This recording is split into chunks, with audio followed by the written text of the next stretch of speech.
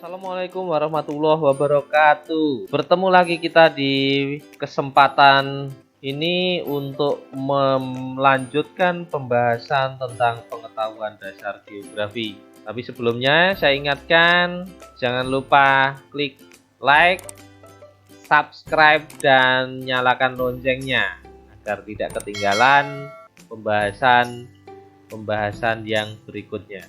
Untuk pembahasan kali ini, tema kita adalah konsep geografi. Ya, kita mengidentifikasi konsep-konsep dasar geografi di dalam kehidupan sehari-hari. Mungkin kita sudah mengalaminya, kita menjalankannya, tetapi kita tidak tahu sebelumnya bahwa yang kita lakukan ini sesuai dengan konsep geografi. Apa saja konsep geografi itu? Secara pengertian, konsep geografi bisa dianggap sebagai sebuah pola abstrak yang berkaitan dengan gejala-gejala nyata tentang geografi. Ini dikemukakan oleh Nursid Sumaatmadja. Menurut Ikatan Geografi Indonesia atau IGI, konsep esensial geografi itu ada 10 konsep. Konsep yang pertama adalah konsep lokasi. Mungkin dalam kehidupan sehari-hari kita sering bertanya kepada teman atau kenalan, di mana tempat tinggalmu?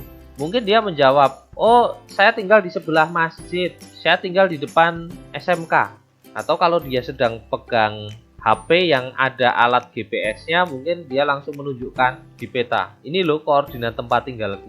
Semua jawaban itu sebenarnya tidak salah, tidak ada yang salah. Karena apa? Konsep lokasi itu ada dua. Yang pertama adalah konsep relatif. Konsep relatif itu adalah lokasi yang ditunjukkan oleh keberadaan sebuah objek tertentu.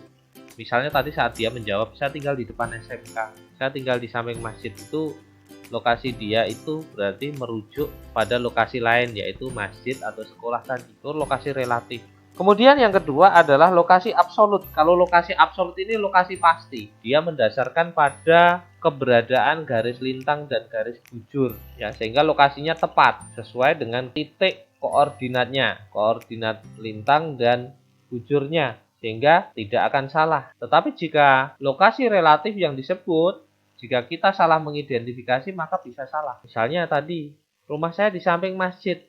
Nah, jika kita salah mengidentifikasi nama masjid, maka kemungkinan kita bisa salah lokasi. Tapi jika yang kita dapatkan adalah sebuah lokasi absolut, maka kita tidak akan salah lagi. Konsep yang kedua adalah konsep jarak. Konsep jarak ini adalah ruang yang terdapat di antara dua objek A dan objek B, seberapa jauhnya. Mungkin kalau di pergaulan kita sering nanya, kita mau ke kota jaraknya berapa kilo ya? Mungkin ada yang jawab 15 km.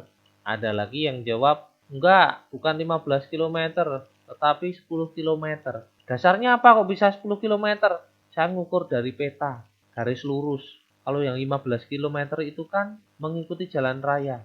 Sebenarnya dua pendapat itu sah-sah saja karena cara pendekatannya yang berbeda. Dalam konsep jarak ini juga ada dua, yaitu jarak relatif dan jarak absolut. Jarak relatif itu adalah jarak jika kita mengukur dua tempat berdasarkan misalnya jalan. Misalnya apa?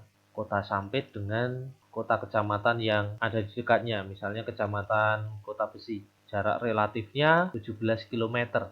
Itu jika jarak itu diukur mengikuti jalan raya. Atau bisa mengikuti ukuran waktu jaraknya. Misalnya kalau naik motor, jarak antara kecamatan Kota Besi dengan Kota Sampit itu adalah 30 menit. Bisa berbeda-beda antara satu orang dengan yang lain. Kalau naik motornya lambat, yang 30 menit bisa jadi 45 menit. Atau kalau ngebut bisa jadi kurang dari 30 menit. Kemudian yang kedua adalah jarak absolut. Jarak absolut ini adalah jarak pasti. Dia diukur dengan menggunakan garis lurus. Kalau di peta berarti tentukan titik kota A dan kota B. Tarik garis lurus, kemudian ukur dengan menggunakan penggaris dan kalikan dengan skalanya. Maka akan ketemu jarak pastinya.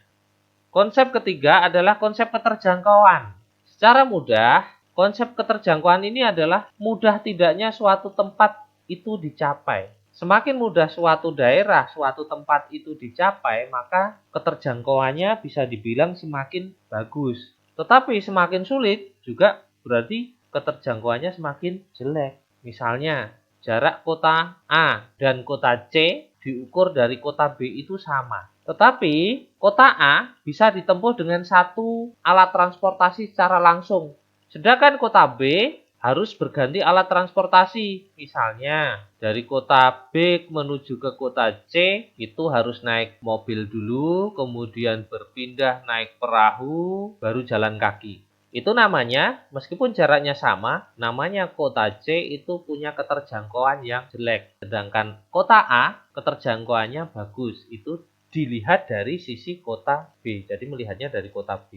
Konsep keempat adalah konsep morfologi. Ya, konsep morfologi ini adalah terkait dengan bentuk muka buminya. Tempat tinggalmu di dataran atau di pegunungan. Kalau ada pertanyaan seperti itu sudah terkait dengan konsep morfologi permukaan buminya. Datar atau pegunungan. Kalau pegunungan tentunya morfologinya bergunung-gunung dengan segala risikonya. Aktivitas manusia juga bisa mengubah bentuk permukaan bumi. Yang tadinya berbukit misalnya, karena ditambang maka bukitnya bisa hilang jadi datar. Jadi itu perubahan bentuk permukaan bumi karena aktivitas manusia. Konsep kelima adalah interaksi dan interdependensi. Interaksi dan interdependensi bisa diartikan ketergantungan. Misalnya apa? Interaksi antara desa dan kota. Desa dan kota ini tidak bisa berdiri sendiri, tetapi saling berinteraksi dan saling tergantung. Kenapa bisa begitu? Bisa kita lihat saja contohnya, desa tidak mungkin berdiri sendiri. Karena apa? Di desa kadang tidak ada industri. Misalnya industri baju, tidak ada di desa.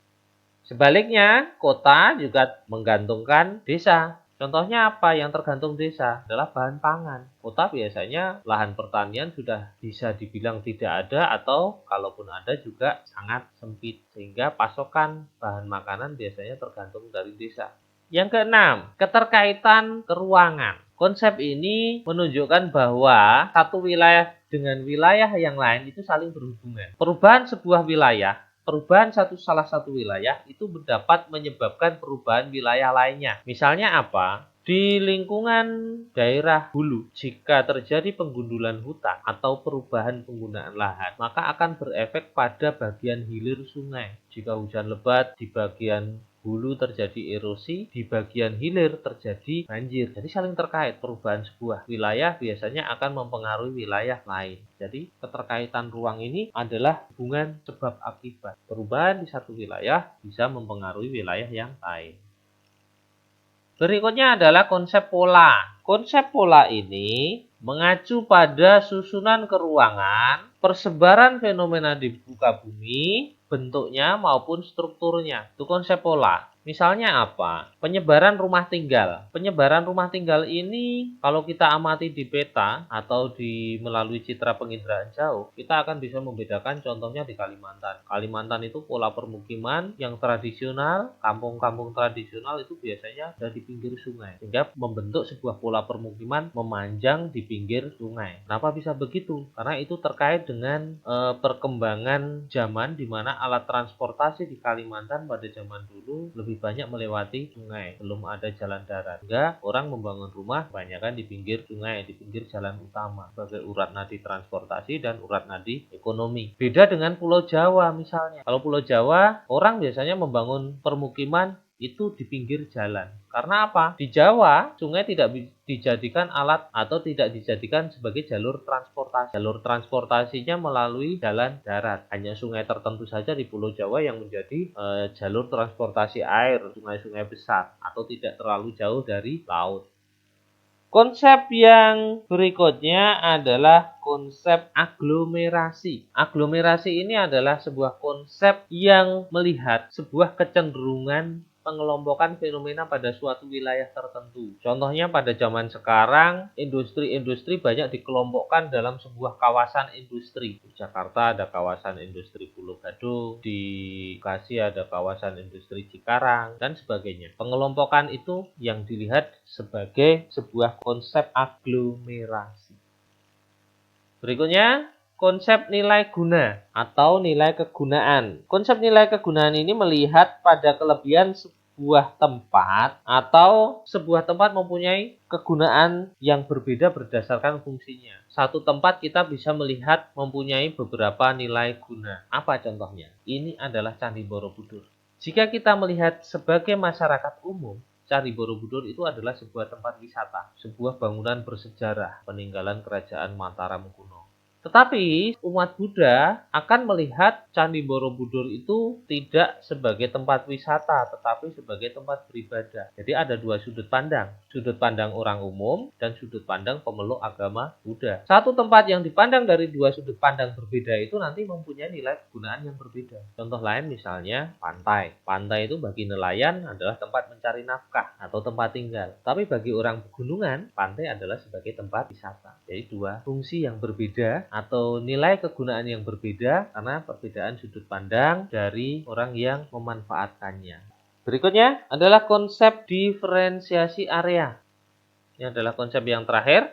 Diferensiasi area dilihat berdasarkan karakteristik yang khas dari sebuah wilayah. Jadi sebuah wilayah itu punya ciri khas tertentu yang membedakan dengan wilayah lain. Misalnya apa? Misalnya pegunungan. Ciri khas yang berbeda membedakan dengan penduduk pantai apa?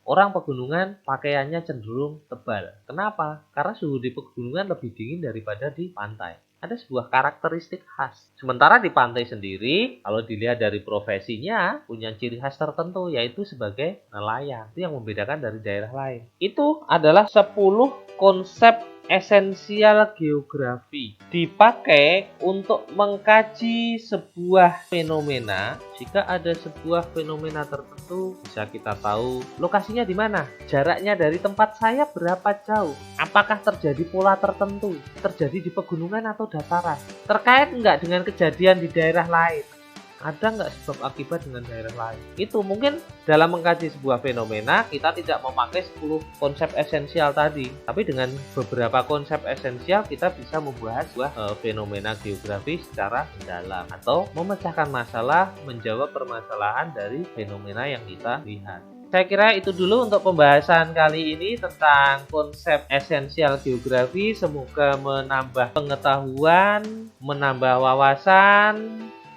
Saya akhiri dulu, nanti kita sambung di pertemuan pembahasan berikutnya, yaitu prinsip geografi. Wassalamualaikum warahmatullahi wabarakatuh.